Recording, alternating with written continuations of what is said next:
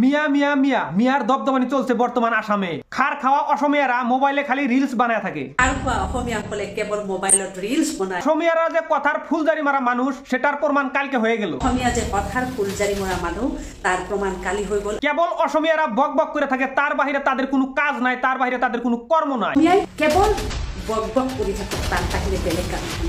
এখন মিয়ার তলতে হয়ে কাজ করা লাগবো অসমীয়াদের। এটা সেই মিয়ার দলত অসমীয়াই কাম কৰিব লাগিব। এখন থেকে মিয়ারা অর্ডার দিব, সেই মিয়ার অর্ডার মতো কাম করা লাগবো অসমীয়াদের। মিয়াই অর্ডার দিব, আপুনি মানিব লাগিব। কেমন লাগবো এখন অসমীয়াদের একবার চিন্তা করেন তো। কেনেকুৱা লাগিব আপোনালোকৰ এবাৰ ভাবকচোন কথাটো।